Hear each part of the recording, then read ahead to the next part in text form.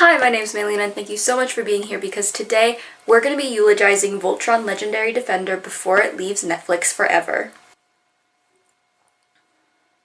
Okay, so I know that I said that I would eulogize the show, which implies that I'm going to be saying nice things about the show, and I will be, don't worry about that. But I'm also going to be saying bad things about this show because for every good thing that the show offers, there are like 5 bad things that must be discussed as well. So Voltron Legendary Defender is a animated reboot of the Voltron franchise. It was produced by DreamWorks Animation and animated by the South Korean animation studio Studio Mir for Netflix. So it is technically a Netflix original series. The series ran from June 10th, 2016 until December 14th, 2018. It released a total of 78 episodes over the span of 8 seasons. All 8 seasons received widespread critical acclaim. The fan reception to those 8 seasons is very different from what critics thought of the show, but unfortunately it will be removed from Netflix in December 2024 due to the contract between Netflix and DreamWorks expiring. I don't know.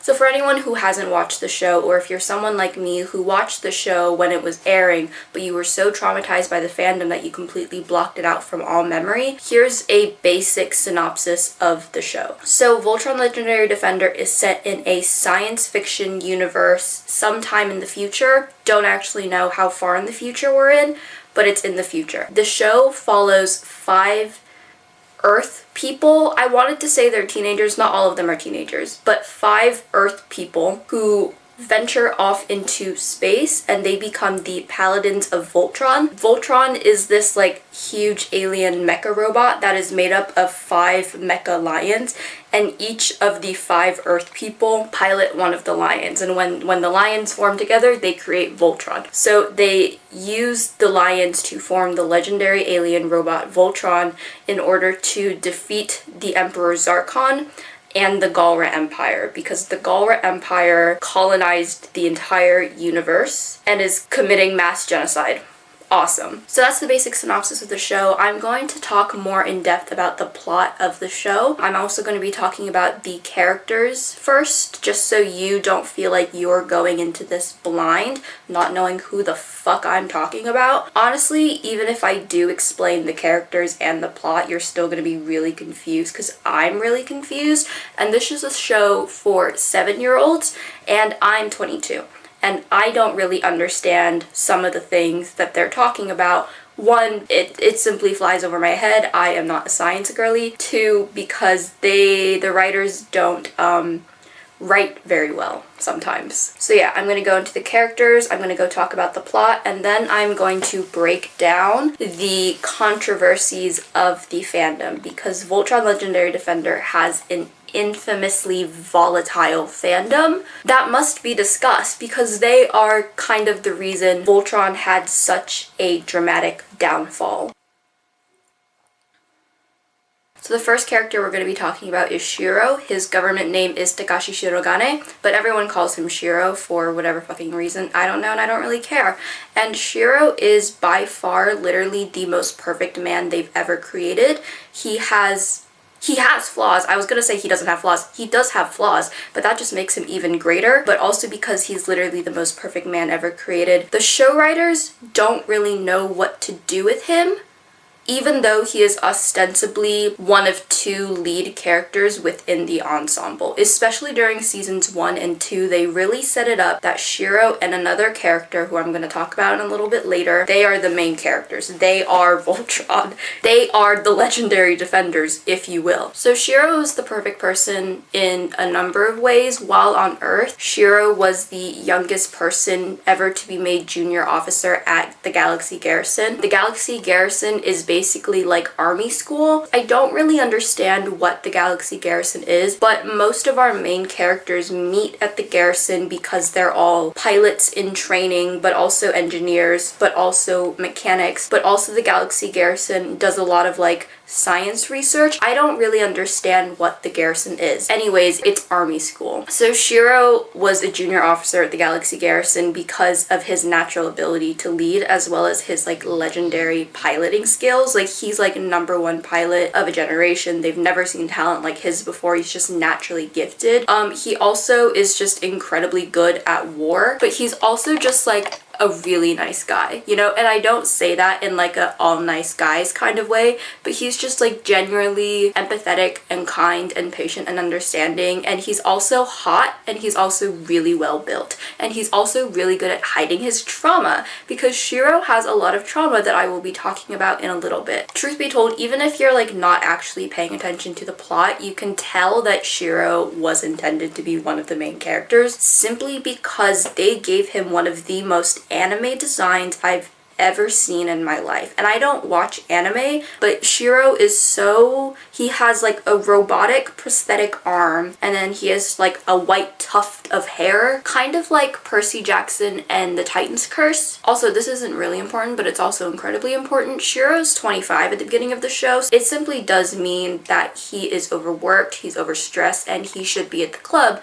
but he never goes to the club. Like, he never even goes to the space equivalent of the club. I'm sure space has clubs. Okay, so this is Keith. Keith is my favorite of the characters simply because the writers realized during season 2 that Keith actually should have been the main character because he just has more going on throughout the entire run of the show. First of all, he's an orphan. Awesome. He has no father, he has no mother, and this means that he has trouble connecting to people other than Shiro. It's because Shiro kind of took him under his wing as a sort of mentor, older brother figure, so that's really cool, really sexy, really hot. I shouldn't be saying those words in conjunction with this relationship. It's also implied that Keith is the best fighter pilot to ever come out of the Galaxy Garrison, which means that he most likely surpasses Shiro. And look, if this isn't reason enough to believe that Keith is meant to be the main character after Shiro, then I don't really know what else to say to you. He's also considered to be the best fighter overall after Shiro,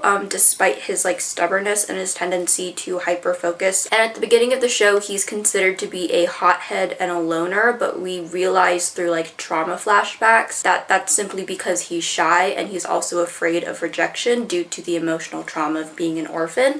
Keith is also half Galra, and if you remember from 2 minutes ago, the Galra are the alien race that colonized the entire universe. So this isn't really good for my man Keith here. Okay, so this is Lance, and he, in my opinion, has by far the worst character arc in the entire show. He's given nuance, he's given depth, he's giving emotional insecurities, and then they just kind of forget that they did all of that in order to highlight the fact that he will flirt with any living and breathing thing that pays attention to him, but especially Allura. His biggest relationship is with Princess Allura, who I haven't mentioned yet, but I will get to her in a little bit. He starts the show with a major crush on her. I'm like 99% sure that he gets over that crush on her, but then he ends the show dating her, so I don't really understand that. I don't really think it's a very natural relationship arc. We'll get to that in a little bit. Lance also has a one-sided rivalry with Keith because Lance is insecure about the fact that Keith is seemingly naturally good at everything,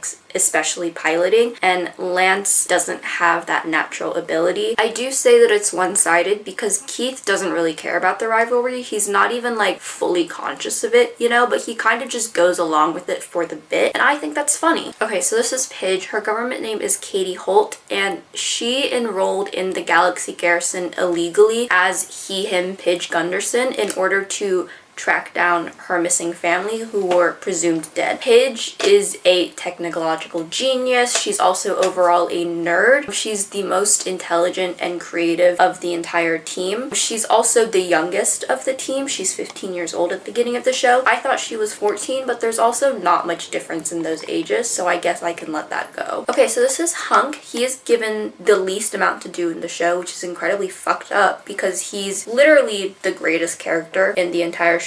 He's especially the only one who reacts appropriately to the fucked up situations that they're thrown into. He's given almost zero character arc. It's not his fault, it's definitely the writer's fault. Regardless of that, Hunk is a certified mechanical and scientific genius. He's also the kindest and friendliest character on the entire show, and he's also a culinary master, which is awesome, except it's also kind of not awesome because they tend to use it as sort of a joke in regards to Hunk's character, because Hunk is physically bigger than all of the other characters, like that's how he's designed, so they use it as sort of like a fat joke all the time, and I don't like it. But I am also so happy that Hunk has a passion, and that his passion is bringing people together with food. I think that's really beautiful. I just don't think the writers utilize it in a nice way. Okay, so this is Princess Allura. She is the second main character within the ensemble. Shiro's the first. And the reason that I say this is because Allura is one of the last surviving members of her race. She is Altean. She comes from the planet Altea, and her entire planet and her people were wiped out by the Galra Empire 10,000 years before the beginning of the show. So because of that, Allura is incredibly prejudiced against the Galra. She does not like the Galra.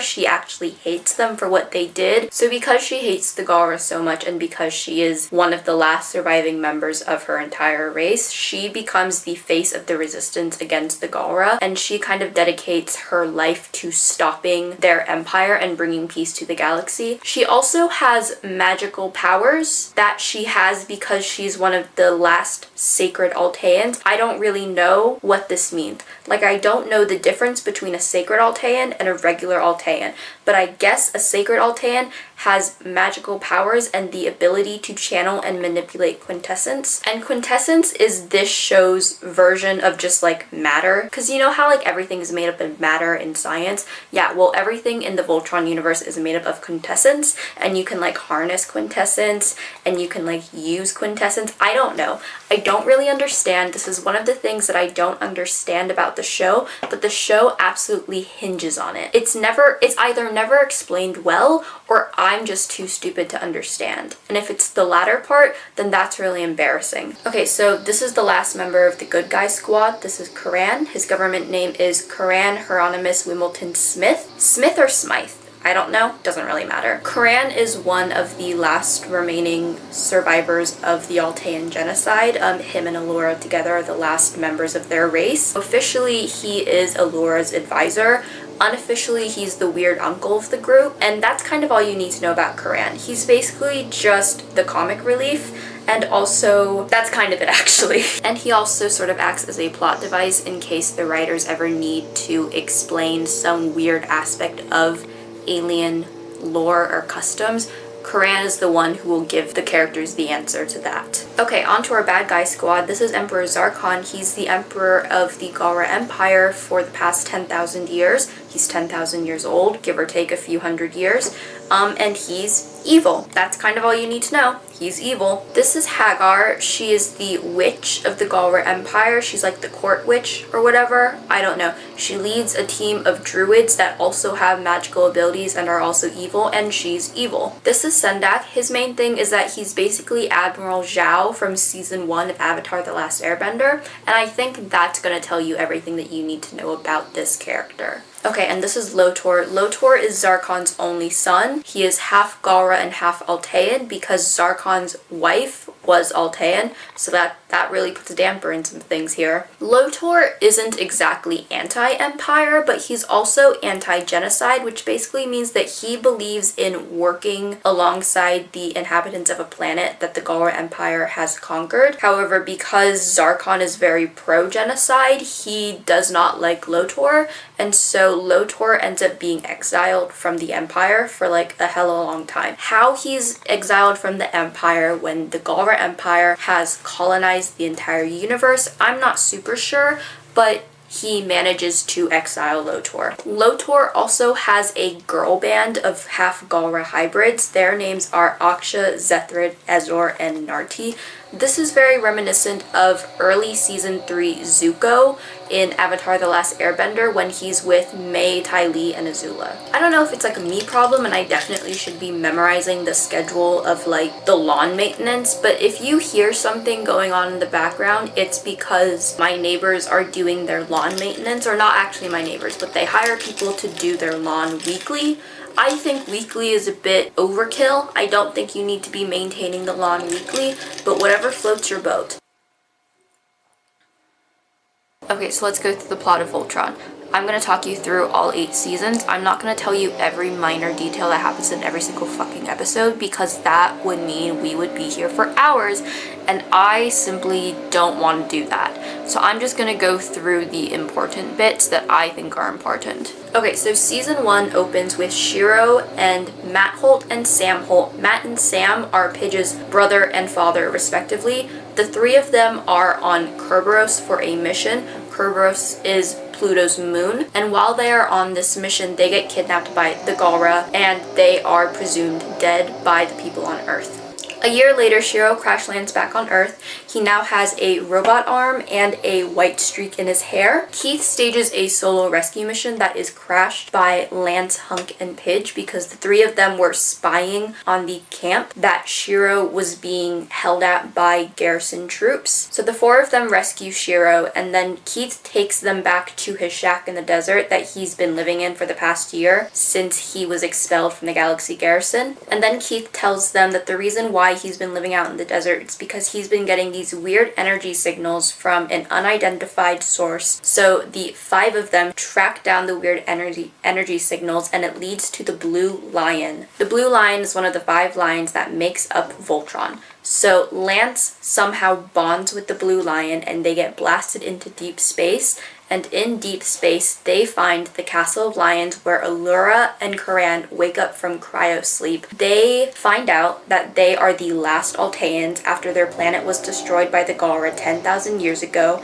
and they have been asleep for 10,000 years. Also, Allura declares that Shiro, Keith, Lance, Hunk, and Pidge are the new paladins of Voltron, and that it is their duty to defend the universe. I don't think she should be able to make these decisions, but I guess she's allowed to because she just found out that she's the survivor of a genocide. So Shiro gets the black lion, which means he's the leader.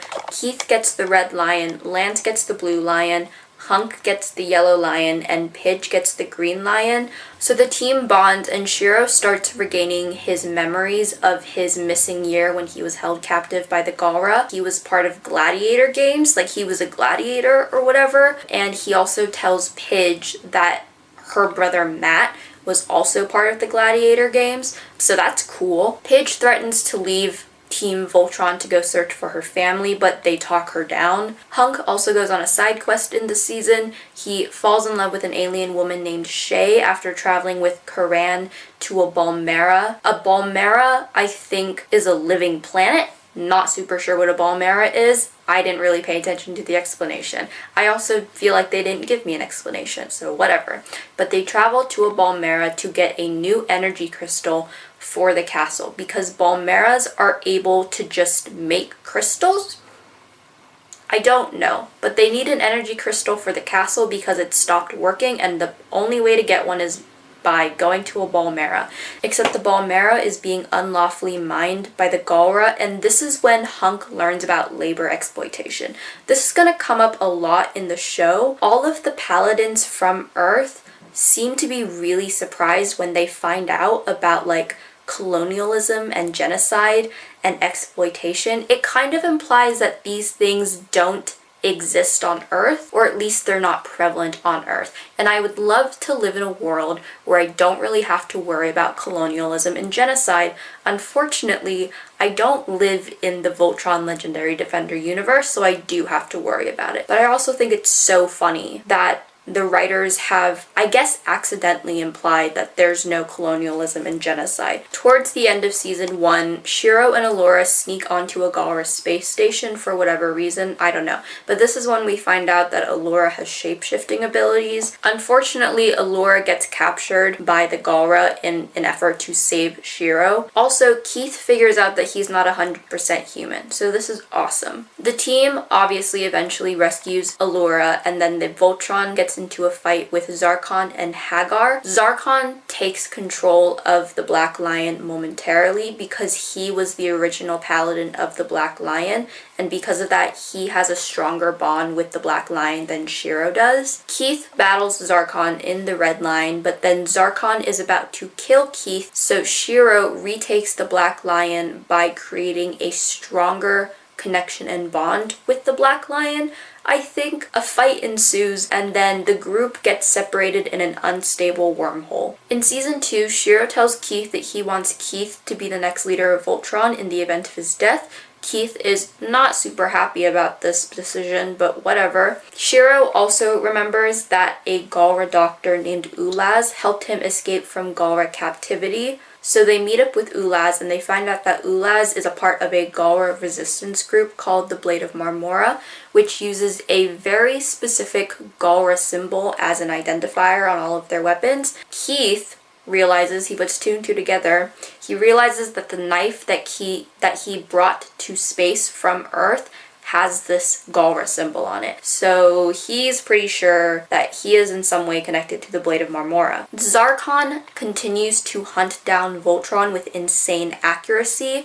They don't really know how he's able to track them down. Allura and Keith think separately that they are the reasons why Zarkon is able to track them down. Allura thinks that she's the reason is because she's the last Altean. Keith thinks that he's the reason because of his Galra knife that he has. The 2 of them leave the castle ship in order to test their hypothesis. The hypothesis is wrong because Zarkon is actually tracking them through his old connection with the Black Lion. I feel like that was obvious from the beginning, but whatever. Keith and Shiro meet with the Blade of Marmora at their headquarters, and Keith undergoes the Trials of Marmora, which is basically just him fighting a bunch of Galra soldiers until he either dies or he gains true knowledge of his past. Eventually, Keith gives up his knife because there are bigger fish to fry, and that is when the knife awakens and reveals Keith's Galra ancestry. So this is awesome. Everyone except Allura is pretty chill about this revelation because they understand nuance and they also know that Keith also didn't know about this until like 2 minutes ago. Allura is very racist and she's very suspicious of Keith now that everyone knows that he's half Galra. She obviously gets over it, but it's kind of annoying that she can't really see past her own nose and her own prejudice to understand that not everything is so black and white.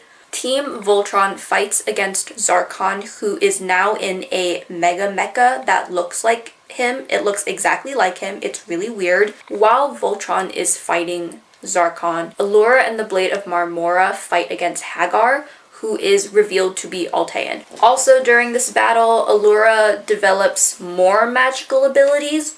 During the battle between Voltron and Zarkon, they rhyme, Shiro uses his Bayard. I didn't explain this. The Bayard is basically the weapon that every paladin has. It can transform into a different weapon. Don't fucking ask me how this happens. But Shiro uses his Bayard to supercharge the Voltron sword because the Voltron mecha has a sword. And they use the sword and the supercharge to destroy Zarkon's mecha armor. This like overload of power causes Shiro to vanish from the Black Line. Like the Black Line is still there, but Shiro is not inside the cockpit, and Zarkon is now on life support. In season 3, Prince Lotor arrives to take control of the Galra Empire now that Zarkon is on life support, and his on-screen introduction is very much akin to Feyd-Rautha's in Dune Part 2. And I'm going to say it, I'm going to say this, and I want you to respect my decisions and my choices in life, but I do think that Lotor is hot.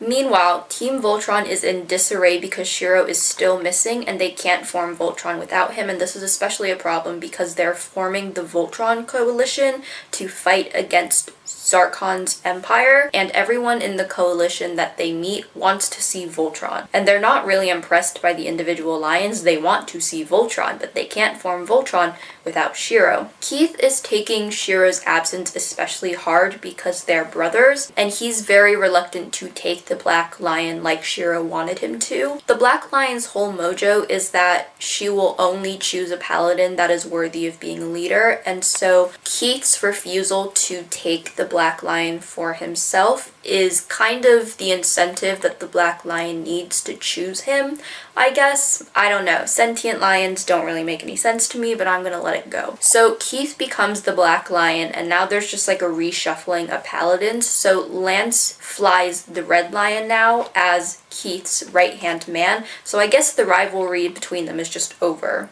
There was never really like a resolution to this rivalry, and there was never any like talk that they had together to like clear the air.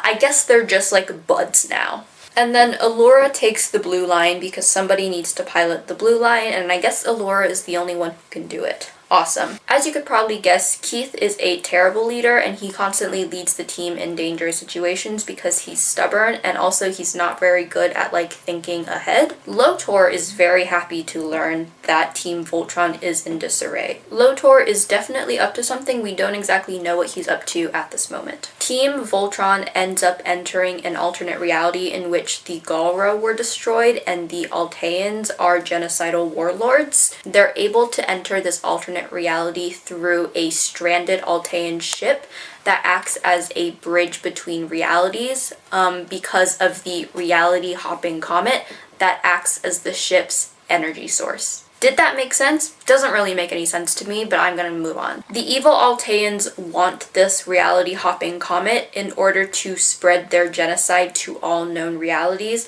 but Team Voltron manages to get the comet away from the evil Alteans, only to accidentally give it to Lotor. And then we find out that Shiro actually alive and he is being held captive by the Galra for a second time. The Galra are doing experiments on him, referred to as Operation Curon. We don't really learn what Operation Curon is, so just forget about that. But he eventually regroups with Voltron and he wears a worse outfit than he was originally wearing. It's kind of the same outfit, except it's short sleeves, and I don't like it. Okay, and then the season 3 finale is basically an entire episode about the original Paladins of Voltron, because they were all leaders of their respective planets who banded together as friends to save the universe. So the setup for the creation of Voltron and the downfall of Zarkon.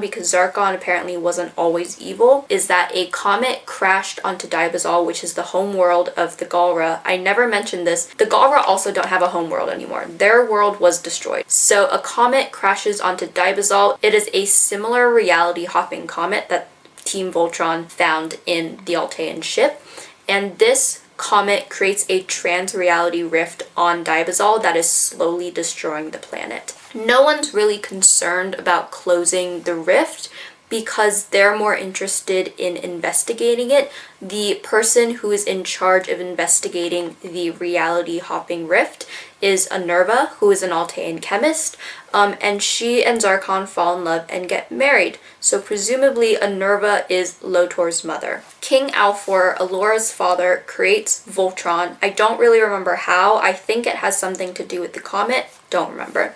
But he creates Voltron so that their gang of friends can defend the universe in a more efficient and flashy way. Zarkon and Anerva want to use the trans-reality rift to harvest quintessence so that they can rule the universe. Unfortunately, Anerva falls ill, so Zarkon asks the other paladins to help him close the rift, but that's not his real plan. The real plan is that Zarkon will use the pure quintessence that is just flooding out of the trans-reality rift in order to save Anerva. Obviously, this doesn't work because if you remember, quintessence is the life force within all living beings. They are just exposed to too much quintessence and that basically kills them, but it actually doesn't kill them because they come back to life and they're evil now.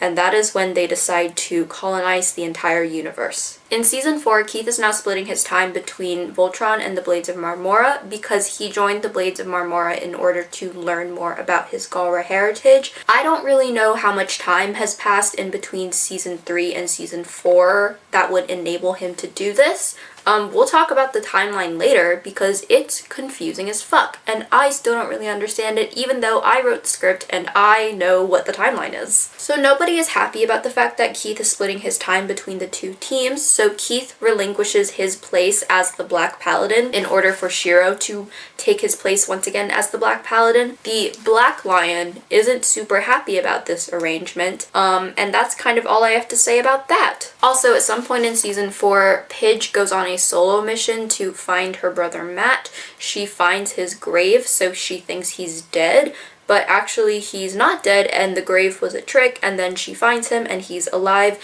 and he was part of a rebel group in space against the Galra. Yeah. I don't know. Lotor has made 2 ships using the trans-reality comet that he stole from Voltron, and Zarkon finds out about this, and he declares Lotor to be an enemy of the Empire. So he basically tells everyone in the Galra Empire that if they can bring Lotor to Zarkon dead or alive, then they'll get some kind of reward or something. I don't really know. Lotor tries opening up an interreality rift to collect more quintessence using his ships, but he doesn't have enough power to do so, so his plan basically fails. And because the plan fails, Aksha, Ezor, and Zethrid decide to turn on him and hand him over to Zarkon because they don't want to be murdered alongside him. Also, I want to mention in Season 3, you remember how Lotor had a girl band of 4 girls? Yeah, so the 4th girl, Narti, is dead. Lotor killed her in Season 3 because Narti was being used as Hagar's spy. Hagar was spying on Lotor through Narti because Narti's blind, and so Narti had a seeing eye cat, and Hagar was using the cat to see. Yeah. Team Voltron decides that they're going to reclaim a third of the Galra Empire, and they're going to do this by attacking the planet Naxxla. But this is a trap because Hagar is there, she's in a ship, and she almost destroys Voltron. Keith and the rest of the Blade of Marmora are there, they join the fight, and they're trying to both attack the planet Naxxla and also destroy Hagar's space cruiser, but they can't destroy the space cruiser because there's a force field around it, there's like an energy barrier, so Keith decides that the only way to get rid of the energy force is by kamikazing himself into the energy force, so he drives his fighter plane into the energy force of the space cruiser before he can actually hit the force field. A laser blast comes out of nowhere and destroys the ship, and this laser blast was from Lotor's ship, so Lotor is officially on Team Voltron. In Season 5, Team Voltron finds out that Pidge and Matt's father, Commander Sam Holt, is alive, so they decide to trade with Zarkon Lotor for Pidge's father. Obviously, as you probably could have guessed, Zarkon double crosses Team Voltron, but they still managed to save Commander Holt, so that was really a waste of time. But the important thing about this is that Lotor kills Zarkon in the 2nd episode, so our main villain is down for the count, and I think this was a bad decision, but what do I know, really? Also, this isn't really important to the plot at all, but Commander Holt almost exclusively calls Pidge Katie, which is Pidge's government name, but it also kind of feels like dead naming. I know that the showrunners didn't intend for it to be dead naming, but it feels like dead naming to me, especially since everyone exclusively calls Pidge Pidge. Like, the only other person who calls Pidge Katie is her mom and also Matt. But Matt only calls her Katie like once or twice and then just never again. So I don't know. It makes me feel weird, and I just kind of wanted to point it out so you could also feel weird. Also, Hagar regains her memories of life pre-evil, and she remembers that she is in fact a Nerva. I'm sure you guessed this by now. I think the reveal for this happened like a season or 2 ago. I just didn't mention it.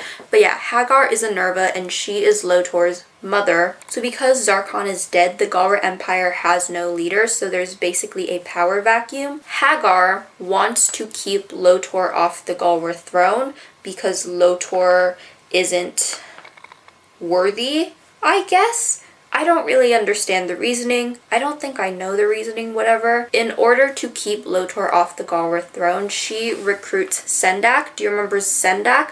I don't think I mentioned him at all, despite him being the primary villain for Season 1. But Sendak is back. Apparently he's alive. I think he was killed, but now he's alive again, and that pisses me off. He also has a robot arm, and I think a robot eye. But Sendak is brought back to be her pawn. Also, Aksha, Zethrid, and Ezor join her side. Lotor tells Team Voltron that he has to be at the coronation ceremony, which is known as the Kralzera. The Kralzera is basically just an event where a bunch of Galra leaders can fight each other to light the flame of the Kralzera. And once the flame is lit, whoever lit the flame is the new emperor or empress of the Galra Empire. It's kind of like the Olympic flame, where once the flame is lit, the Olympics are like a go, and then once the flame is like snuffed out, the Olympics are over. It's kind of like that, but for Empire. Nobody else on Team Voltron wants to do this. They don't want Lotor to be the emperor, and they definitely don't want to be at the coronation ceremony. But Shiro puts his foot down and demands that they listen to Lotor, and he demands that they do what he tells them, which is very un-Shiro-like, so something's definitely going on. It's probably like a trauma response to being captured by the Galra for a second time in like a year, but whatever. Because nobody else wants to go to the Kralzera, Shiro and Lotor take the Black Lion and they sneak away from the castle ship in order to crown Lotor as the new emperor. Meanwhile, the Blade of Marmora are also at the Kralzera, and they have planted bombs underneath the ceremonial platform in order to prevent the coronation. Keith tries to disarm the bombs once he realizes that Shiro is there. Unfortunately, the bombs explode while Lotor and Sendak are dueling, and then the other paladins arrive to save the day. Keith is almost killed in a fight, but Aksha saves him because he saved her in season 2. I never mentioned this because it wasn't important to the plot, but Keith saved Aksha from being digested in the belly of a weblum in season 2. He knew she was Galra because of her armor. He didn't know who she was. But anyways, so now they're even Stevens, even square. And as you probably could have guessed, Lotor is crowned the new emperor because of course he is.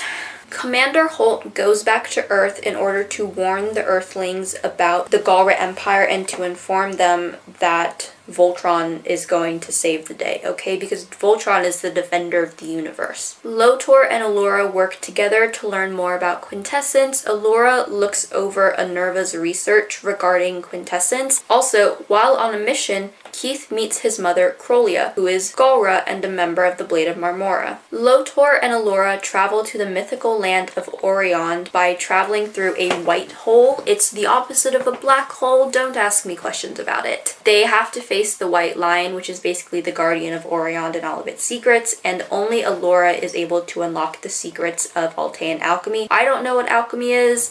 I think it's like magical science, but that phrase in and of itself is juxtaposition, so I have to move on. Also, at some point, Team Voltron enters the astral plane, but Shiro is unable to fully manifest in the astral plane. Instead, he only like half appears, and he tries to tell Lance something, but his connection breaks before he can actually say what he needs to say. In like the real physical plane of existence, Shiro doesn't remember any of this happening, so this is a real red flag and it's very sus. Then it's revealed that Hagar is spying on Team Voltron through Shiro. So now he's being used as a plot device. So now he's with the enemy. In season 6, Hagar enters Orion so that she can learn Altean alchemy. The reason why she's only doing this now is because Orion is a hidden place, and she found out where Orion is by spying on Team Voltron through Shiro. Keith and Krolia, mother and son, they get stuck on the back of a giant space whale in the quantum abyss, and this causes them to be stuck in the quantum abyss for 2 years. I don't really understand. I guess time works differently in the quantum abyss, so that's why they're there for 2 years. Also, the quantum abyss is huge. I don't really like this as like a narrative thing. I don't really like that Keith and Krolia were stuck there for 2 years together. According to the showrunners, the whole point of that sequence wasn't to age Keith up, it was to allow Keith and Krolia time to bond, but it feels incredibly pointless because we don't even see their bonding. We don't really hear anything about it. We just kind of get a montage of them living on the space whale in a cave for 2 years. And like, we do get flashbacks of how Krolia landed on Earth. She crash landed on Earth and she met Keith's dad, and that's how Keith was born. But that's not even like during the 2 years. That's pre-space whale. They're in the quantum abyss, but they're not even on the space whale yet. So I don't really understand the point of having them be stuck there for 2 years. But also, Keith gets a space dog named Cosmo. And this isn't really important, but I think it's important because I think more traumatized characters in television and film should just get a dog. Like, the dog doesn't even have to be narratively important. I think as long as the dog is there to be a dog, for our traumatized character, I think it's good. I know that Riverdale did this for Archie in season like whatever, I think it's like season 5 or something. They gave him a dog after he returned from the war, and the dog didn't have anything to do for like the first 2 seasons of its existence until it developed superpowers, and that's a whole thing. Anyways, when Keith and Crowley escape the quantum abyss, they discover a colony of Alteans, which means that Allura and Karan are not the only surviving Alteans. Allura and Lotor develop romantic feelings for each other. They become very flirty. Lance is jealous of this because apparently he's still in love with Allura, even though his crush on Allura definitely went away at this point. Allura and Lotor finish building his syncline ships using the reality hopping comet, as well as Allura's Altean alchemy, and they kiss and it's beautiful and they're very in love and everything is so great until Keith and Crowley return to Team Voltron with the Altean Rommel that they found in the Altean colony, and Rommel tells Team Voltron that Lotor had rescued Alteans who had been off-world at the time of Altea's destruction, and he created a colony for them to live in peace. So because he basically saved them, they worshipped him as their savior, a little bit of a god situation, you know. Then Lotor created a second colony where he sent Alteans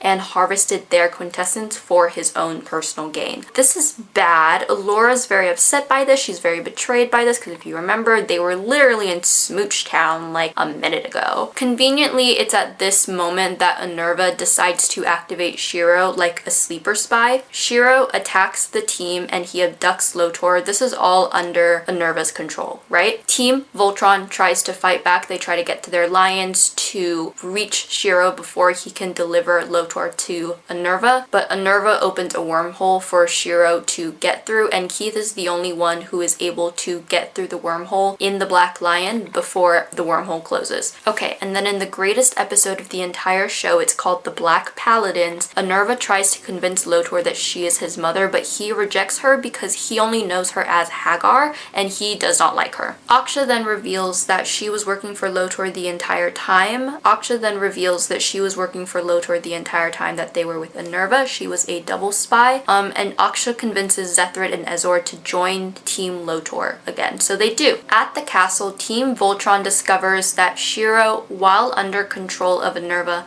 planted a virus that was set to destroy the castle and everyone in it in like soon. You know, it was imminent. All of the systems begin to shut down. They don't really know how to stop the virus, but then Paige reveals that she created a failsafe using the technology in Shiro's prosthetic arm, and she created this failsafe in the event that Shiro ever did something like this. I still don't really understand. I don't understand. That's kind of where the sentence ends there. I don't really understand. I don't really understand how this is happening. I don't know. I don't know. It's a very emotional scene. I just don't understand the logistics of it. And again, maybe I'm stupid and maybe the 7-year-olds watching the show are smarter than me. While all of this is happening, Keith and Shiro are fighting each other on a floating facility, and it's very akin to Anakin and Obi-Wan on Mustafar in Revenge of the Sith. If you know what I'm talking about, you will understand that this is the greatest scene in the entire fucking show. At some point, Keith goes all Galra on Shiro, which basically means that he develops like the yellow cat eyes of the Galra. I never mentioned this, but the Galra look like cats. Also, he gets a scar on the side of his face that looks like the Galra markings. The yellow eyes go away, but he keeps the scar. Shiro taunts Keith and tells him that the castle ship is going to self-destruct and kill all of Team Voltron on it.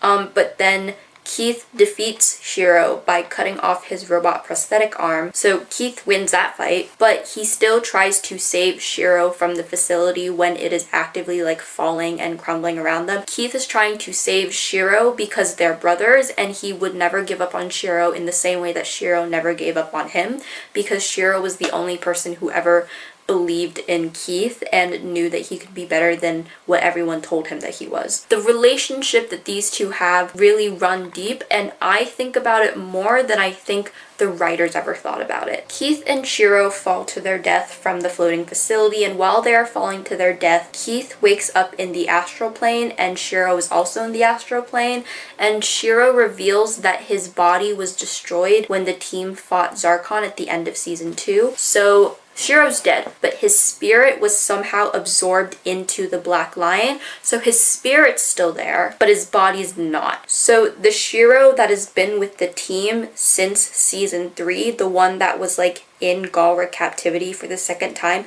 that's a clone. And Operation Curon is the clone Shiro. Are you getting it? Are you getting it? Are you putting things together? I hope you are, because they don't explain it and they don't mention Operation Curon again. I don't even know if this is true, but this is the way that my brain is connecting dots. So this is how I want you to connect the dots, okay? So the clone is Operation Curon. Shiro's real body is dead. Awesome. Also, that's how Enerva was able to spy on Team Voltron using Shiro. It's because it wasn't actually like Shiro, it was clone Shiro. Also, before you wonder, the Black Lion comes to save Keith and Shiro. Lotor and his girl band arrive in the Syncline ships that he and Allura made. They each have their own ship. And it is revealed during the fight between Lotor and Voltron. Lotor plans on making a new Altea that doesn't know anything about King Alfor or Allura or Voltron. He wants to be worshipped like a god. He also plans on destroying all of his enemies, which includes the Galra. The girl band are not super pleased about this because they're half Galra, so the girl band abandons him for good. This is like the third time they've done this. So out of the 4 Syncline ships, Lotor creates his own mecha and fights Voltron. And the cool thing about Lotor's mecha is that it has the ability to jump in and out of the quintessence force at will. So Voltron isn't able to like effectively fight Lotor, so they decide to go into the quintessence field and fight there. But the sheer amount of quintessence in the quintessence field begins to corrupt Team Voltron in the same way that Zarkon and Enerva were corrupted when they were exposed to pure quintessence. Lotor is also being corrupted by the pure quintessence, and it's very akin to Azula in the Avatar: The Last Airbender finale. You know, they're really pulling an Azula here when they were setting it up to be a Zuko, and I'm not a huge fan of it. We'll talk about that in a little bit, okay? In a last-ditch effort to defeat Lotor, Allura uses her Altean alchemy to funnel the excess quintessence into Lotor's mecha, and this causes Lotor's mecha to override with too much energy, with too much power. It also causes Lotor to go completely mad, and this eventually incapacitates him, so he's no longer able to fight back. So then Voltron leaves Lotor in the quintessence field to die. When they get back to reality, the universe, I guess, I don't know what to call it, they find out that Lotor's constant jumping in and out of the quintessence field has created numerous rifts in reality that could destroy the universe, and the only way to bring harmony back to the universe is to send the castle ship into the rift, which causes the Teledove to explode and overload with power, and that's how it closes the rift. I never explained what the Teledove is, and that's because I don't really understand what it is. I think it's like the command center that gives Allura the ability to create wormholes, because she has the ability to create wormholes because she's a sacred Altean with the ability to channel and manipulate quintessence, but I also don't really think that's what a Teledove is. But regardless, they send the castle ship into the rift, and it closes the rift, and the castle ship explodes, and then it gets like compressed into a crystal. Anyways, after the castle ship is destroyed, Allura manages to extract Shiro's spirit from the Black Lion and transfer it into his clone body. So now Shiro's alive again, and like for real this time, except in a different body that's not his. And while he is being revived, his hair goes completely white, so now he's an old man. Also, Keith declares that it's time they go back to Earth. Season 7 is basically just an entire season of Team Voltron traveling through the universe to get back to Earth, and this takes an entire year in canon. While this is happening at the very beginning of their trip, Shiro is recovering from having his consciousness inserted into his clone's body. The clone body is not having it, the consciousness is not having it, they are not compatible, they don't really want to be in this situation. It's really bad for everybody, but especially Keith. And we know it's bad for Keith because we get a shit ton of flashbacks to the time when Keith and Shiro met. Shiro did one of those things where it's like army where they have like officers go to schools to try and convince teenagers to join the army or whatever. So Shiro went to Keith's school to convince people to join the Galaxy Garrison, and this is essentially how they developed their bond, because Shiro constantly vouched for Keith. He was the only person who believed in Keith's ability to be better than what everyone thought he was, and it's very sweet, it's very touching. They have a really nice relationship that is simply like never appropriately touched on in any capacity. I've already said my feelings about this. I love a brotherly relationship. I think theirs is so good and it has a lot of potential that the writers were not aware of, but I'm aware of the potential. So that's enough for me, I guess. Also, while on Earth prior to the Kerberos mission, Shiro had an unidentified disease that was slowly killing him and would kill him within the next like 2 years or something like that. Also, Shiro had a boyfriend named Adam and they were engaged, so they were actually fiancés, but Adam broke up with Shiro because Shiro was choosing the Kerberos mission over preserving his own life.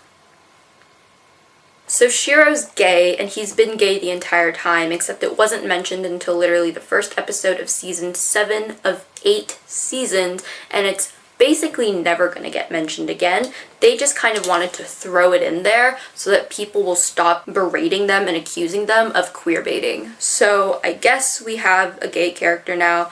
I love you, Shiro. I'm so glad you're gay. I love gay people, but oh my god, you're gonna find out what's gonna happen and you're gonna be mad. Also, I do want to tell you right now, because I'm gonna forget to tell you later, if you're hoping for a reunion between Adam and Shiro, you're not gonna get one because Adam dies. So that's awesome. I love gay people. At some point in their travels back to Earth, Team Voltron gets captured by Ezor and Zethrid, who are now warlords and also lesbians. Aksha saves them because apparently she knows where they are. Also, apparently Aksha has a crush on Keith, which I think is incorrect because I saw this one Tumblr post this one time that was like, I think Aksha and Keith are twins. And then I looked at that and I nodded and I said, you're so right. So in my mind, they're twins. I don't have any proof. Also, in canon, we know that Keith is an only child. So there's no factual way that they are twins, but in my mind, in my heart, and my soul, I think they're twins, and we're gonna move on from this. Aksha then also reveals to Team Voltron that when Voltron fought Lotor in the Quintessence field, time and space somehow warped, and from everyone else in the galaxy's viewpoint, Voltron has been gone for 3 years. But I want you to know right now that I don't like this. And it's very obvious to me why the writers chose to do this, even if it is incredibly fucking stupid. They also find out that in the 3 years since Voltron went missing, the Blade of Marmora have been all but wiped out. Colivan is kind of the only one who is still around in the Blade of Marmora. I don't think I ever mentioned Colivan before this. Colivan is the leader of the Blade of Marmora, and so Krolia and Colivan leave Team Voltron to reform the Blade. The Paladins also get judged by an interdimensional god creature in the form of Family Jeopardy, and they, I guess, are judged as true and worthy heroes of the galaxy. And then they also get lost in space without their lions and the rest of Team Voltron. And when they are lost in space, they start to go insane and they start to call each other really mean things. And they talk about how Hunk is a coward and how Keith abandoned them all to join the Blade of Marmora and how Alora's father is the reason why they're in this fucked up situation, and everyone's just mad at each other and it's really bad. But then they eventually get back to their lions and they start heading towards Earth because I guess they're in the Milky Way now, and they get a distress signal from Earth because the Galra have taken over Earth. And then we get like 2 or 3 episodes of just flashback filling us in on what's been happening on Earth. So Pidge's father returned to Earth 4 years ago and immediately led the Galaxy Garrison in incorporating alien tech into their systems in the event that the Galra ever came. Obviously, the Galra did attack Earth a year later, and when the Galra attacked, like half of the Earth population was murdered, and then the other 49% were put in internment camps, and the other 1% of the population are at the garrison and they're fighting the good fight, okay? So once the team get to Earth, they team up with the garrison pilots. What are their names? I don't remember their names. I know that one of them is James because he appears in the flashbacks with Keith and Shiro, like their bonding flashbacks. Also, I remember James because he has like weird ex-boyfriend energy with Keith. There's Kincaid because he looks cool and also he is a filmmaker. There's also Leinsdotter? There's something German. She's blonde. And then there's Ravi? No, that's the character from Jessie. Okay, the Galaxy Garrison pilots are James Griffin, Ryan Kincaid, Ina Leifsdotter, and Nadia Rizavi. Those are the 4 Galaxy Garrison pilots. Awesome. So Team Voltron teams up with the Galaxy Garrison pilots to take down Sendak's plan because Sendak is still around. Sendak has a plan to destroy Earth. I don't really understand the plan, also because I wasn't really paying attention, but also didn't really make any sense. I think it involves like huge lasers both in space and on Earth they need to destroy. So the Garrison pilots destroy the lasers on Earth, and then Voltron tries to destroy the lasers in space, but they get captured by Sendak because Admiral Sanda of Earth sold them out because she thought that if she gave the Galra Empire Voltron, then they would leave Earth alone. Admiral Sanda dies, so it really doesn't fucking matter. There's also a big ship called the Atlas that is essentially acting as the replacement for the castle ship, and Shiro is in charge of this ship. Like, he's the captain of the ship, he's the big guy in charge, and this is all Shiro's gonna be doing for the rest of the show. He is only going to be standing on the bridge and yelling, and he doesn't do anything else. I believe, okay, here's the thing. I cannot remember if I talk about this later on in the video. I don't remember my script at all. The original idea for the show was that in season 2, during the Zarkon fight, Shiro would be killed. You know, like Shiro was supposed to die at the end of season 2. That's why he went missing. But the showrunners didn't want to kill him because they always knew from the beginning that Shiro was gay, so they didn't want to do a bury your gays trope.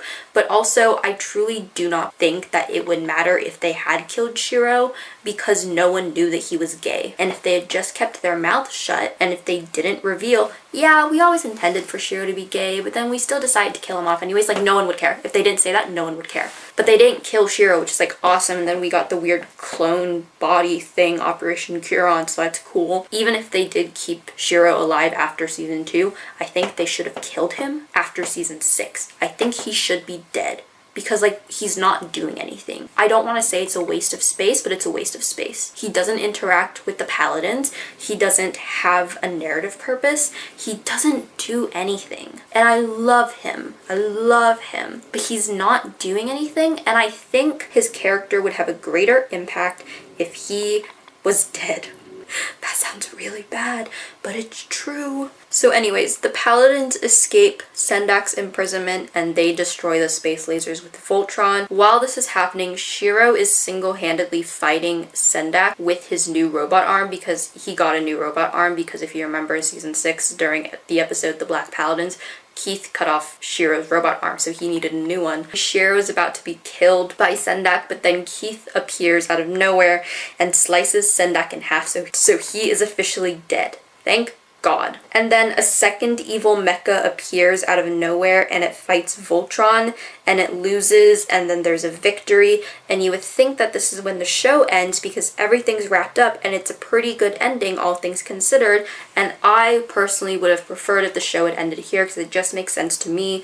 But then it's revealed that the pilot of the evil mecha is an Altean, so now we have to deal with that. In season 8, Allura and Lance go on a date and they kiss, and now they're dating, and this is awful and I don't really like this, but I have to move on.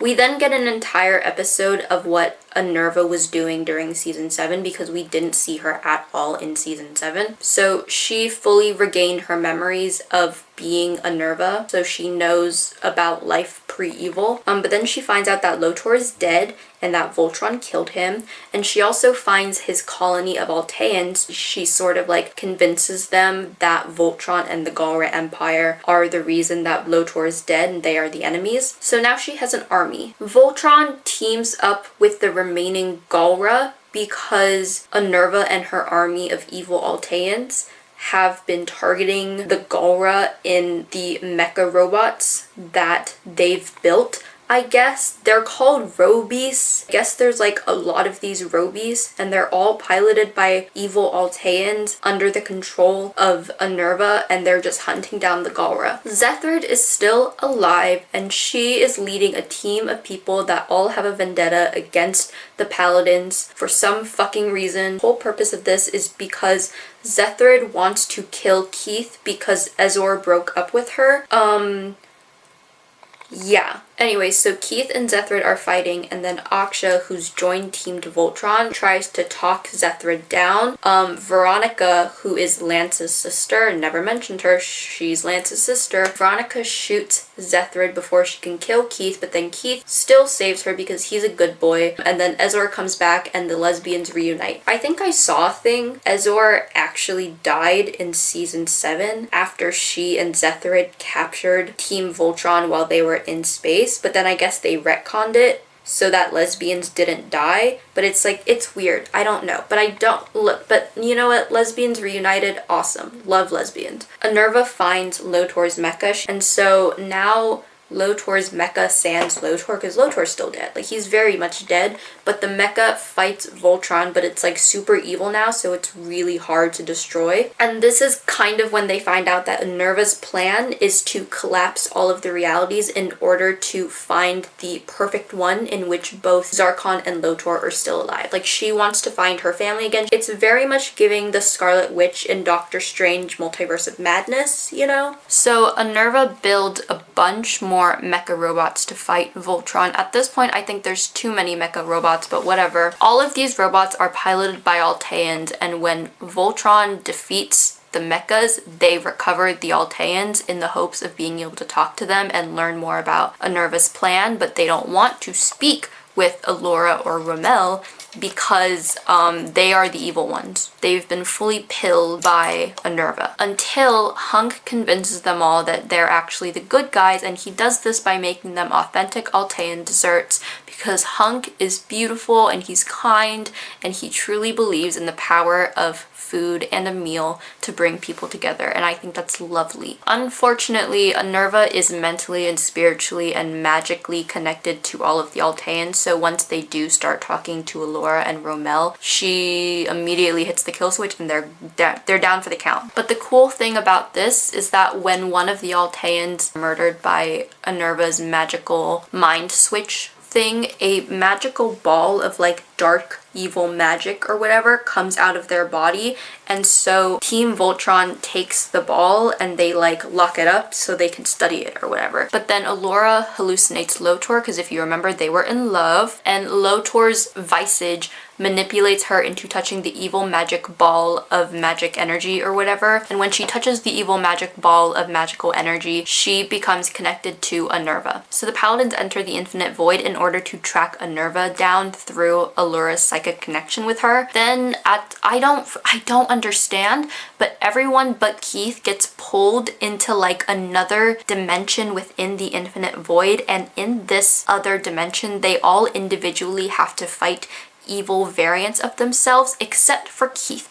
Keith is the only one not fighting an evil variant of himself. Like, he's the only one who isn't fighting any demons. Allura channels Unnerva's dark magic and reveals that the evil alternate versions of themselves that they are fighting are actually the souls of the original Paladins, who were all victims of Unnerva, and when she killed them, she stole their quintessence and trapped their souls in her mind until they went mad and became the evil alternate versions, you know? So, but now they're like totally fine because Allura fixed them. So the new and old Paladins travel deeper into Unnerva's mind palace, and they are met with a Zarkon mecha that attacks them, and this is Keith's opportunity to fight his demons, but it's very anticlimactic. They defeat the evil Zarkon mecha in Unnerva's mind palace and free his soul. Then Allura goes sicko mode and forces the good and pure Zarkon in the mind palace to witness all of the horrors. Unnerva's mind starts attacking them in her mind palace and they escape, but Allura is totally down for the count. While they are waiting for her to wake up,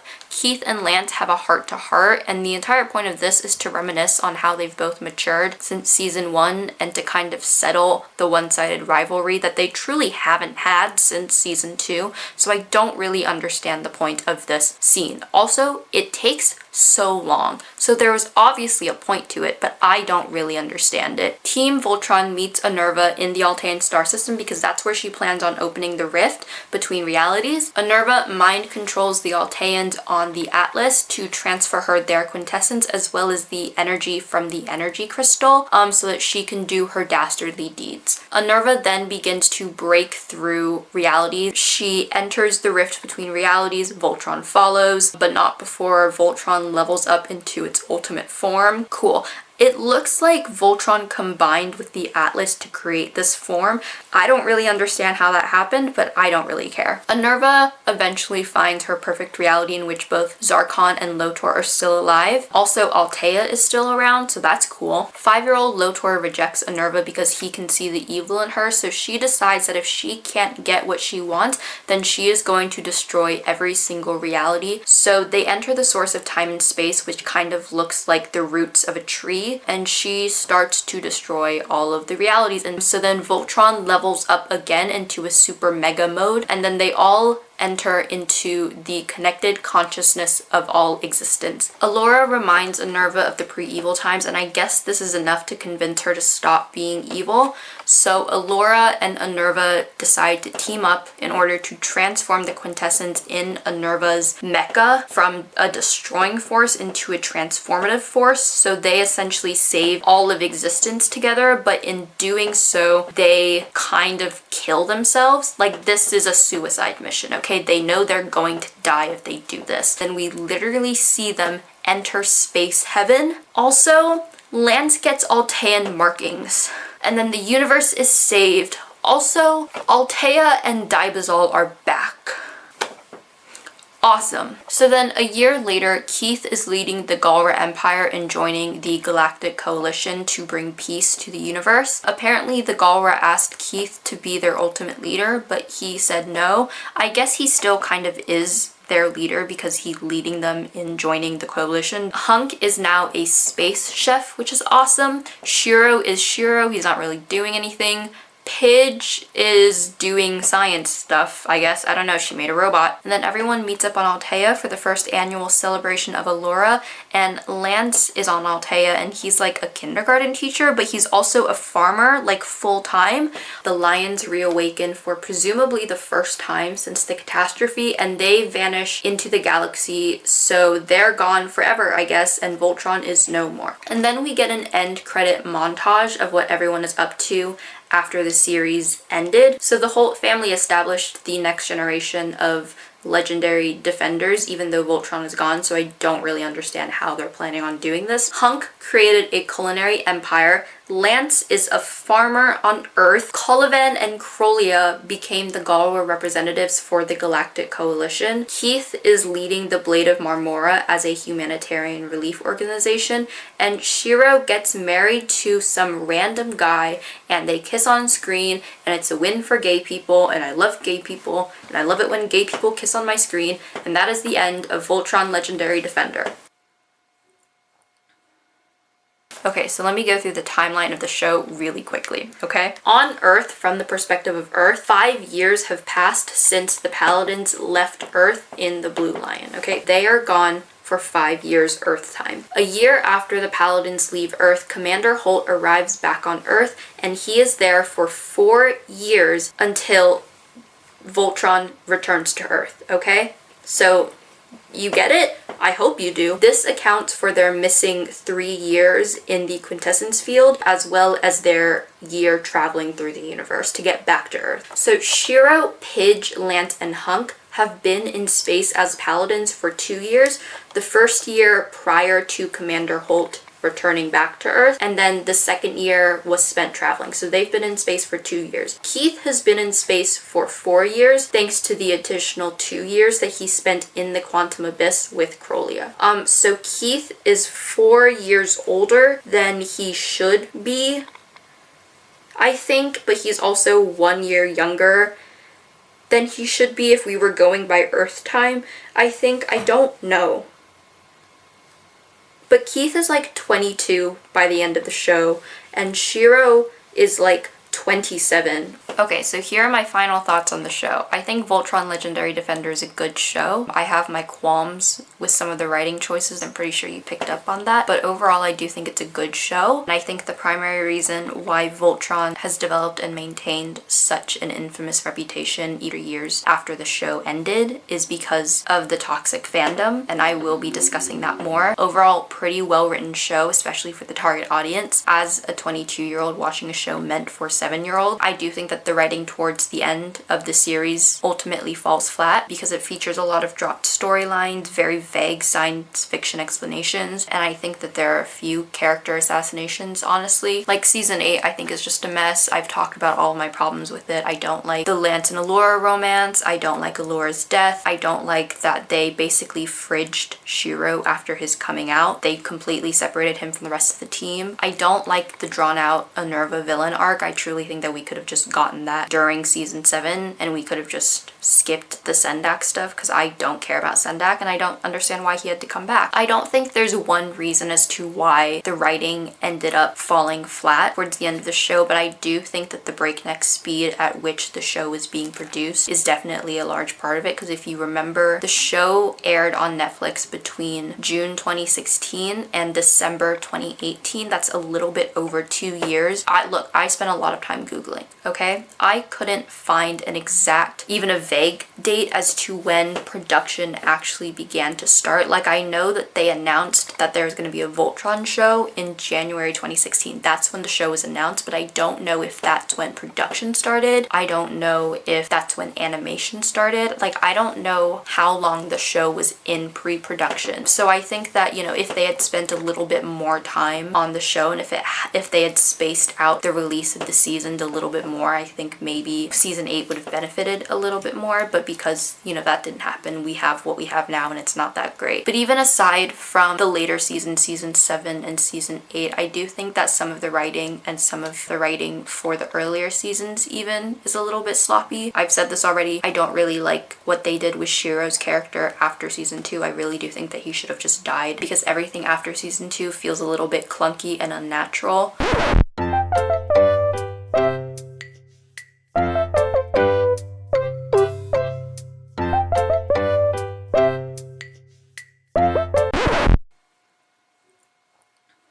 Writing aside, what really negatively impacted Voltron's public perception was the rancid behavior of the fandom. So a little bit of background. The showrunners of Voltron Legendary Defender, Lauren Montgomery and Joaquim dos Santos, both worked on The Legend of Korra, which famously features, you know, people of color, different levels of physical abilities, different genders with power. Legend of Korra also famously ended with the confirmation of a canon lesbian relationship between two main characters, Korra and Asami, the ship Korrasami. And because of that connection to The Legend of Korra, when fans realized that Montgomery and Dos Santos were going to spearhead the new Voltron show, they were really, really hopeful that the new Voltron show would also kind of follow in the footsteps in terms of representation. And it did, I think, for the most part, adhere to positive representation. I mean, we get a lot of examples of different races, not alien races, but like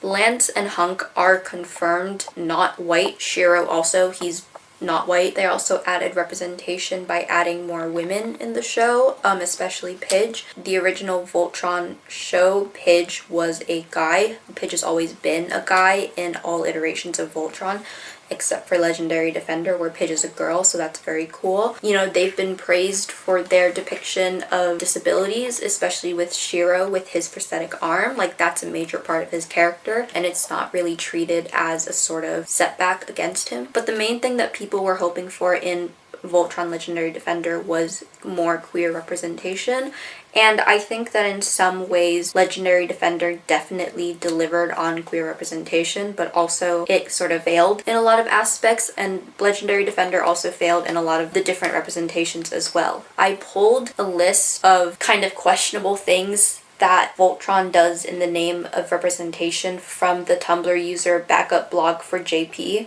it's somebody's backup blog, I don't know, but they compiled a really great list of all of the sort of negative things that occurred in the last 2 seasons of Voltron Legendary Defender that may seem counterintuitive to the mission of providing positive, good representation for minority groups. So I'm just going to go down the list and I'm just going to talk about every point that backup blog for JP mentioned. So in terms of race, Allura, a black woman, is killed as part of a heroic sacrifice, and the heroic sacrifice part isn't necessarily the problem. It's the fact that Allura is the only black woman and the only black main character in the entire show, and she is the only one to be killed. Or at least she's the only main character good guy to be killed. Also, this is the only iteration of Voltron in which Allura does die. In every other iteration in which Allura is white and blonde, she does not die, she lives. So it's really,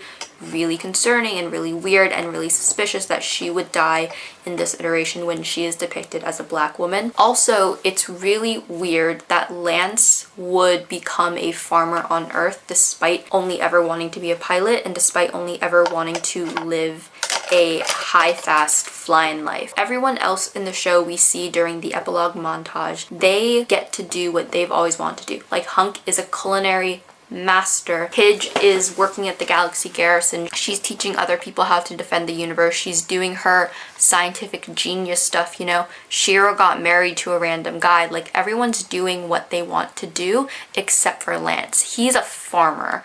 And I don't like that. Another point against Voltron's racial representation is Lotor, because according to the executive producers, Lotor, as you know, Lotor is half Galran and half Altean, and he is supposed to be meant as an example of a bad mixed race person, whereas Keith, who is half Galran and half human, is an example of a good mixed race person. I don't really think I need to explain why it's not good representation. It's really fucked up that they would even say this out loud. Like, why would you say that out loud? Don't say that out loud. Also, circling back to Keith being half human, he is incredibly whitewashed in Voltron Legendary Defender. In other iterations of the show, he has always been Asian. Voltron is a Japanese franchise, so yeah, he would be Asian, but like his race, for some reason, his human race is especially kept under wraps for some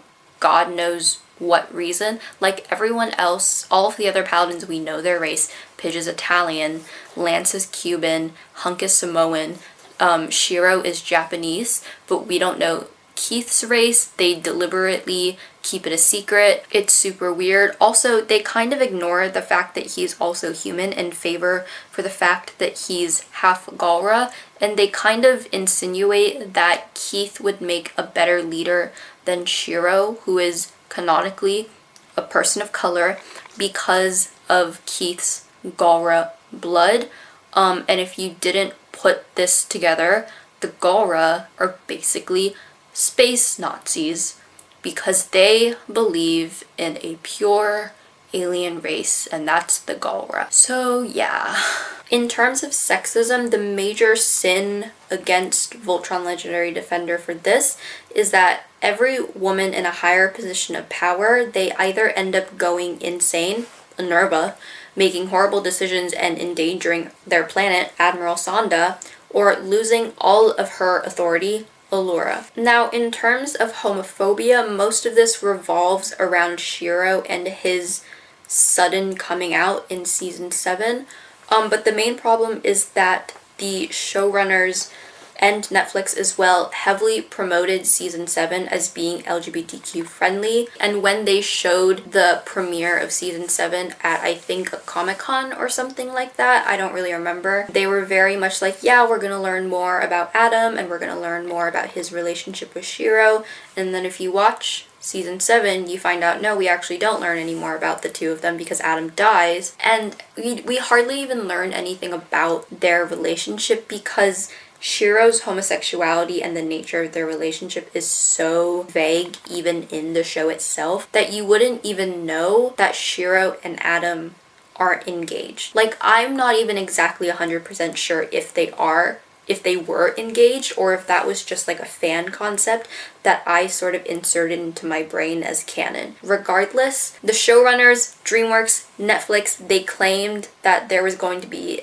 awesome queer representation, and then Adam's dead. And then also, once Shiro comes out to the audience in the show, he's basically quarantined from Teen Voltron. Like, he is only ever on the Atlas, being the captain of the Atlas. He never really joins Voltron again. He's always kind of separated from the Paladins. Also, Shiro has AIDS. The show doesn't confirm that he has AIDS. It's probably not even AIDS. It would really suck if AIDS still existed in the future during which Voltron takes place. But like, subtextually, it's kind of like AIDS. And also, Shiro never gets a cure to his disease. Like, he never explicitly gets a cure. The showrunners say that he was cured at some point in between seasons, but like, we never see it, and I also don't really trust the showrunners. I don't trust their word. Shiro might still die, truthfully. He might still die of this disease, and we don't know what it is. It might be AIDS. In terms of ableism, Shiro has insane PTSD from being held captive by the Galra for a year and being forced to perform in gladiator fights, and we see the effects that this PTSD has on him, and then suddenly he doesn't have PTSD anymore. And the showrunners said that he basically got over it because he's a professional. I don't think I need to explain to you why that's fucked up, implying someone can just get over their PTSD because they're a professional. That's kind of not how that works. And I think it's really fucked up that they would say this out loud. Also, Shiro is a amputee twice, same arm, really unfortunate, but he's an amputee twice. And the unfortunate thing about this is that the showrunners claim that they only gave him a robotic arm because they wanted a character with a cool robotic arm. They weren't really thinking about the implications of having an amputee main character. Also, the fucked up thing is that his second prosthetic arm that he gets after Keith cut off the first one looks almost identical to the prosthetic arm of Sendak, who was his abuser while he was being held captive by the Galra for a year. So yeah, it's not only is it ugly, but it's also symbolically disgusting. Also, Shiro, he gets the worst end of the stick. He also loses his bond with the Black Lion for no fucking reason. He loses his bond after his soul is taken out of the Black Lion and put into his clone's body. And it makes no fucking sense because canonically he develops a stronger bond with the Black Lion than even Zarkon did.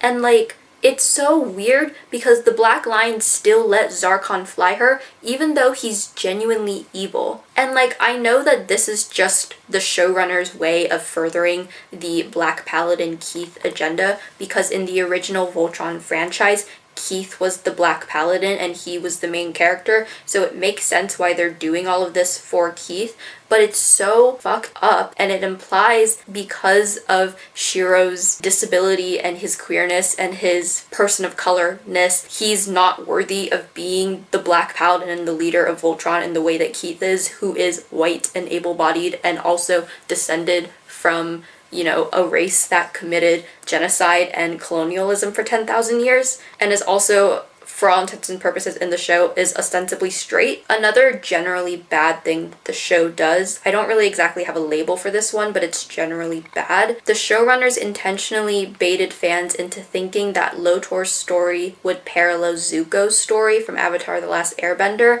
because they both have abusive families. They're both victims of racism in a way. Lotor, I think, more so. I think Zuko, just because he's Fire Nation, although, are those races? Are like Fire Nation, the Water Tribes, the Earth Kingdom, are those aren't races. Those are just like monarchies, you know? Anyways, this doesn't fucking matter. So they set up Lotor to be a Zuko, but then they did a bait and switch and they gave him an Azula storyline sans the redemption arc, because I don't know if you've read the comics for Avatar: The Last Airbender that take place after the end of the series, but Azula gets an redemption arc because she's genuinely 14 years old, and like, children aren't evil. They can still be redeemed, except they don't even go that far for Lotor. Like, they don't redeem him at all, they just kill him, and it's especially fucked up because they redeem both of his parents despite them being significantly more evil than him. I didn't need a Zarkon redemption story. I didn't need an Unnerva Hagar redemption arc. I wish that Lotor had gotten a redemption arc. Like, I don't understand why they needed to make him go insane. I think it also would have made Unnerva's ambition to find a perfect world in which Zarkon and Lotor are alive and love her more meaningful if the Lotor who hated her was still around and like actively confronting her. I think that would have been good, but they didn't do that. And so now I just kind of have to live in my like maladaptive daydream of what could have been. Okay, so like a lot of media, shipping culture and the desire to see two characters make out sloppy style on screen was the main driving force behind the Voltron fandom, and Clance was by far the most popular ship, both back then and to this day. There's a lot of reasons why Clance as a ship dynamic appealed to a lot of fans, but I think the primary reason why Clance became so popular within the fandom is because the couple resembled Korrasami from The Legend of Korra. The obvious parallel between Clance and Korrasami that fans have noticed is how Keith and Lance mirror Asami and Korra's color schemes and overall personalities associated with those colors respectively. Keith and Asami are red and Lance and Korra are blue. They're the red and blue gays, you know? And it's actually quite common for animated shows to queer the red and blue characters. I don't really know why, but it's kind of a thing that people have noticed. Legend of Korra's predecessor, Avatar: The Last Airbender, features two red and blue ships that became wildly popular amongst the fan base. First Katara and Zuko during the show's original run on Nickelodeon, and then Sokka and Zuko during the Avatar: The Last Airbender Renaissance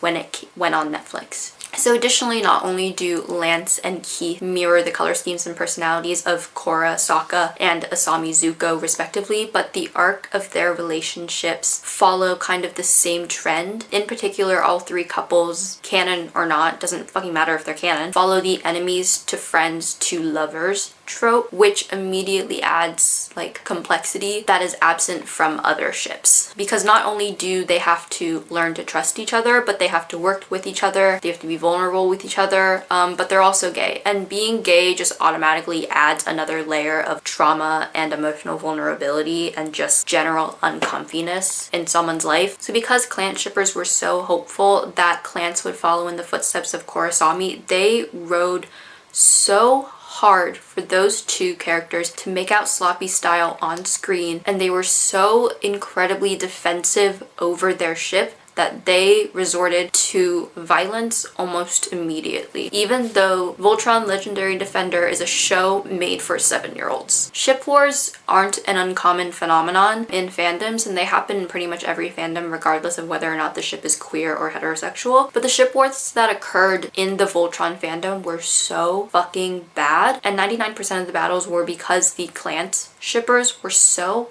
fucking feral. They had like no moral code whatsoever, and they completely lost the plot and any semblance of humanity, all because they had a desire to see two boys making out on screen in a way that would not have been appropriate for the show rating. Let me remind you, the show was made for 7-year-olds. 7-year-olds should not be seeing people making out sloppy style on screen. Now, most of the ship wars in the Voltron fandom were typically Clance shippers against another faction of Voltron shippers, Sheath, Shallura, Alorance, etc. I feel insane saying those out loud, Jesus Christ. But some of the wars occurred between Clance shippers and the cast and crew of the show as well. So let me try and walk you through the horrors of the Voltron Legendary Defender fanbase instigated by shippers. I'm going to say right now that I'm definitely going to miss a bunch of events and I might misconstrue some facts despite my best efforts to research. I also don't want to go through every single atrocity that occurred in the fandom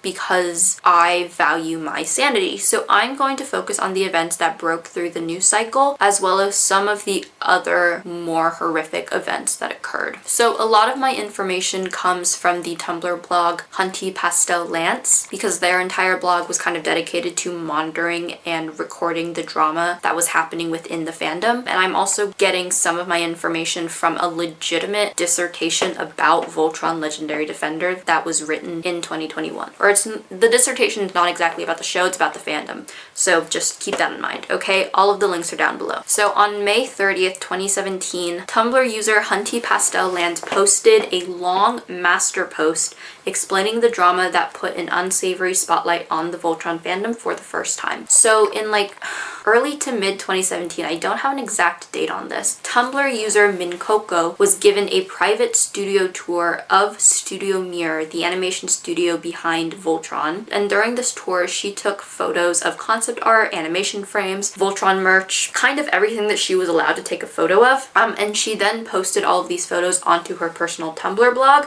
and the photos immediately got spread around the Voltron fandom. Studio Mir then reached out to Minkoko and told her that she shouldn't have posted the images online because now Studio Mir was in deep shit with DreamWorks, but then Minkoko clarified on her Tumblr that while on her tour, she had not been made to sign an NDA. This is according to her, by the way. Minkoko deletes everything from her Tumblr. She deletes all of the leaks from her own Tumblr, and then she reaches out to her followers and asks them to delete reblogs and also to remove the photos from their personal likes. Then on May 27th, Studio Mir asked people on Twitter to remove the leaks, their Twitters, their Tumblrs, their Instagrams, you know, anything you could really think of. In response to Studio Mir's tweet, Twitter user Clans14 tweeted in response, "Hi, make Clans canon and then I'll take them down from my Tumblr." So this is blackmail, and this isn't good. So then other Clans shippers on both Tumblr and Twitter started blackmailing Studio Mir. Obviously, Clans didn't become canon, and all of these blackmailers did end up removing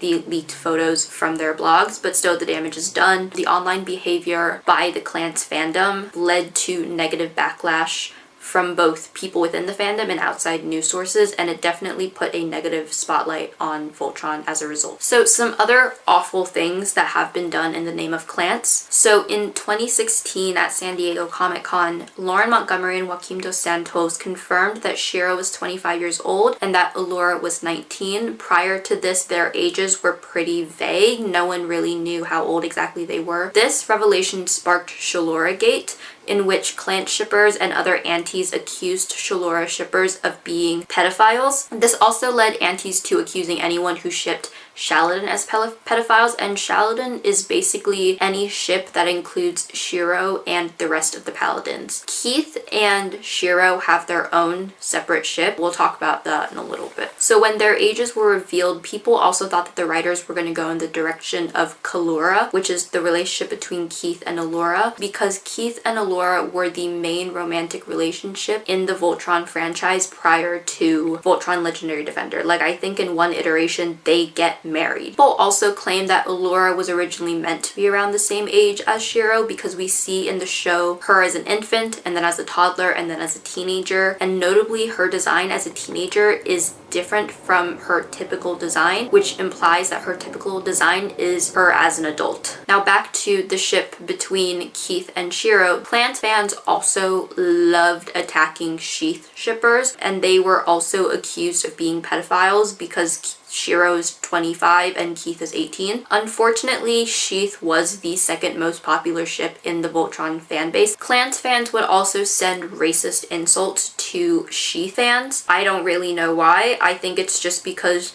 Shiro was canonically Japanese from the very beginning, and I think it took a little bit longer for them to confirm Lance's race, but what fucking ever. The Clans fans would also harass staff on the show, and they would threaten suicide if Sheath was made canon and not Clans, and the threats of harassment and suicide only became worse when Shiro came out as gay and Adam was killed, because they were afraid that a single gay man was going to take Keith away from Lance. I'm explaining this and it makes me sound insane because none of it makes any fucking sense, and I don't understand how people are like jumping through these hurdles and getting to these conclusions. Like, look, I personally did ship Clans when the show was originally airing, and I'll admit it, I still shipped them because I watched season 1 and I looked at the two of them and I was like, there's something going on with you two, but like I've never had this thought. I've never had these thoughts. I've never been like, oh my god, they're gonna like ruin everything because I want these two to like, I don't know. Maybe I'm like not like other girls, but I have always been aware that none of this matters and that none of this actually has any bearing on like life itself. Obviously, I'm so glad that people have passions and they have interests and that they love something and they love queer representation and they want queer representation. I think that's really good, but I don't think we should be threatening people's lives over the fact that two animated characters in an animated kids show aren't making out sloppy style every fucking second of the show. I think that there are bigger things to focus on. I think that there are bigger things the show needs to focus on. I don't know. I just feel insane talking about this and I have to move on.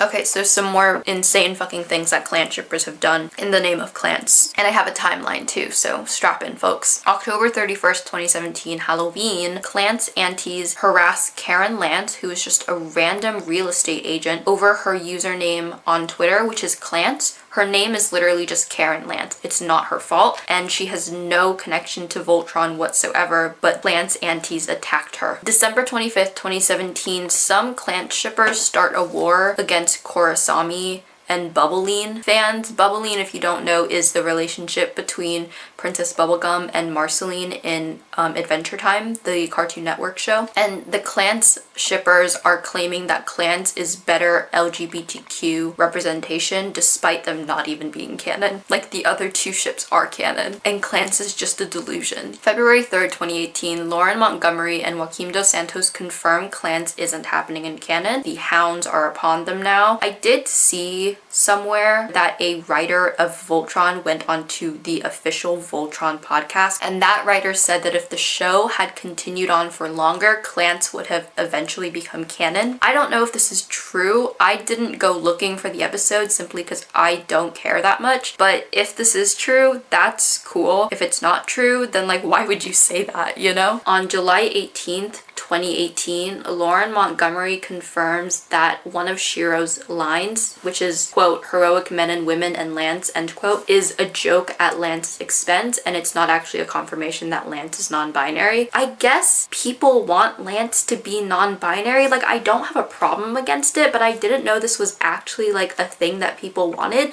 until I read this. But apparently aunties filled her Twitter mentions with rape threats and death threats, and they threatened to break her hands at San Diego Comic-Con. Guys, we have to chill out here. This doesn't matter. And then I don't have an exact date for this last one, but at some point in time, fan of Voltron, most likely a Clance shipper, I don't know, tried to feed the Voltron cast and crew cupcakes with glass baked into them at a Comic-Con. Awesome. So yeah, those are some of the awful things that Clance shippers would do to other fans of Voltron as well as the cast and crew, but they would also harass those within their own cohort because they're fucking insane. The most notable instance of this regards the Clance fanfiction called Dirty Laundry. So Dirty Laundry is a fanfiction that was published on AO3 in 2016, like very shortly after the first season premiered, and it is the most popular and most infamous Clance fic. It was an 85,000 word fanfic. It was a modern AU in which the 5 paladins were friends who attended the same college. Lance is bisexual in the fic, and he convinces Keith to pretend to be his boyfriend over Christmas break because he had told his entire family that he was bringing his boyfriend over for Christmas break, and then they end up falling in love. And it's rivals to friends to lovers slow burn, and it's beautiful. I think I read this fic. Even if I wanted to reread it, I couldn't because it was so popular and people liked it, but then apparently the fandom and the Clance shippers turned on it basically overnight, and then they started harassing the author for the racist depictions of Lance, because Lance in the fic is Mexican. This was before that they confirmed he was Cuban, but apparently the author's depiction of Lance was kind of racist and also stereotypical. I don't know, I don't remember this fucking fic. The harassment was so bad that the author had to leave the fandom for a while, but then they came back in 2018 and they replaced the entire story with the script of the B movie story before they eventually deleted the story from AO3 in August 2018. So yeah, that's Dirty Laundry, and the fic became so popular on Tumblr that the tag eventually overtook the Clans tag on Tumblr. Like, it had more posts under that tag than Clans itself, and it kind of became like the Bible for the Clans fandom. It's kind of like the All the Young Dudes, the Voltron fandom. If you don't know what All the Young Dudes is, it is this Marauders fan fiction, and if you don't know what the Marauders is, it is a subsect of the Harry Potter fandom, and All the Young Dudes follows Remus Lupin and all of his friends, like Harry Potter's dad and Sirius Black and Peter Pettigrew, and like all of their friends in their time at Hogwarts and during the First Wizarding War. Look, All the Young Dudes is kind of the driving force of the Marauders fandom now, and I think Dirty Laundry is the Voltron equivalent of that. Although the antis within the fandom were only a small percentage of the overall fan base, they also happen to be the loudest, which means that their complaints regarding queer relationships and queer representation that didn't become canon or, happened in a way that they didn't like, became the only insight that outsiders had to the show, which ultimately influenced how the broader online sphere viewed Voltron despite having no personal connection to it. Like, it permanently tainted Voltron's reputation forever. Like, everyone now just believes that Voltron is a bad show because the antis were just screaming about how bad it was because Keith and Lance didn't make out sloppy style on screen. Legitimate complaints about the show were made, but unfortunately they were buried underneath the onslaught of queer baiting accusations from clan shippers, and this happened because those fans were using social justice terminology for the purpose of legitimizing their claims and garnering attention.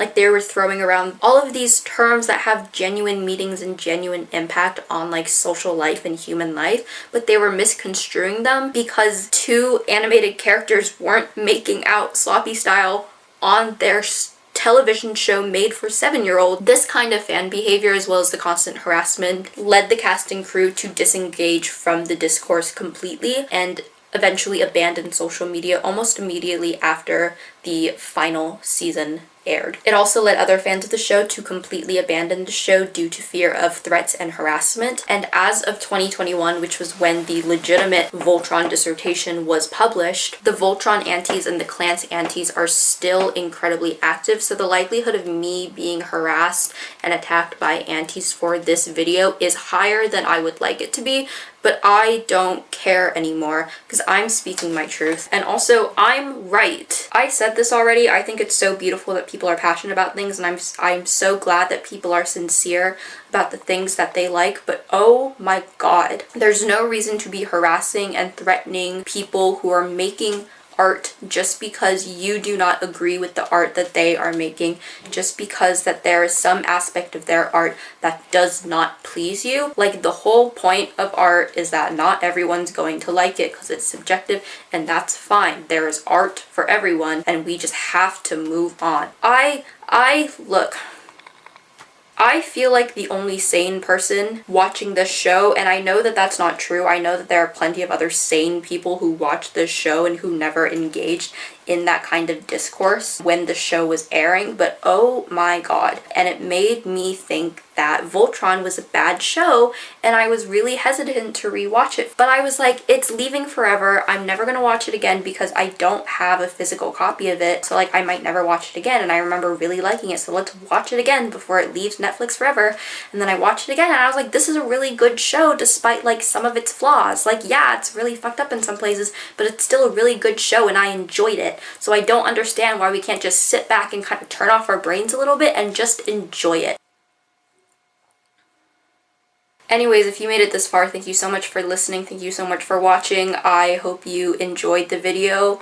I hope that this encouraged you to watch Voltron Legendary Defender on Netflix before it leaves Netflix forever. I am very sincere when I say that it's a good show despite some of its flaws. I had a lot of fun watching it. I enjoyed it a lot. It's a lot more enjoyable when you don't have a bitch screaming in your ear about how which characters should make out on screen and which characters should die. Thank you so much for watching. Listen to my podcast if you are not one of the people I make the podcast with, and I will see you next time.